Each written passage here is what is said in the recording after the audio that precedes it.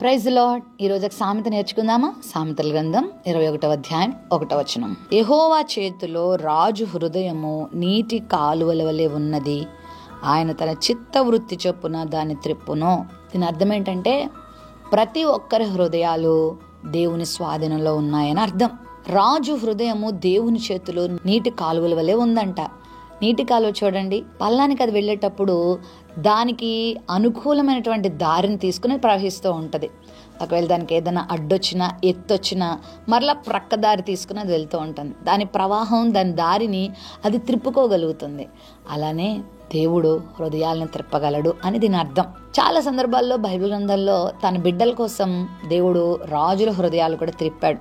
Ezra కాలంలో, నెహెమ్యా కాలంలో ఆ అన్య చక్రవర్తుల హృదయాలు ఎజ్రాకి, నెహెమ్యాకి అనుకూలంగా మార్చాడు.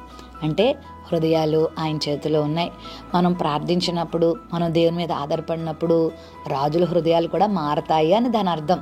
అనేక సార్లు ఫరో హృదయాన్ని కూడా దేవుడు మార్చాడు. అబ్రహాం కాలంలో అబీమెలెకు అనేటువంటి రాజు హృదయాన్ని దేవుడు త్రిప్పాడు. దానియేలు కాలంలో కూడా రాజుల హృదయాన్ని దేవుడు త్రిప్పాడు. ఎస్తేరు కాలంలో కూడా అహష్వేరోషు హృదయాన్ని దేవుడు త్రిప్పాడు. ఇలా రాజుల హృదయాలు, మనుషుల హృదయాలు, బలవంతుల హృదయాలు, దుర్మార్గుల హృదయాలు కూడా దేవుని చేతిలో ఉన్నాయి.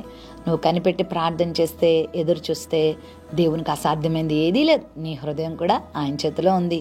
దేవుని వైపుకి తిరగట్లేదు, మంచి వైపుకి తిరగట్లేదు నువ్వు బాధపడే కంటే, ప్రభువా వాళ్ళ హృదయాలు త్రిప్పయ్యా నువ్వు ప్రార్థన చేస్తే వాళ్ళ హృదయాలను దేవుడు త్రిప్పుతాడు.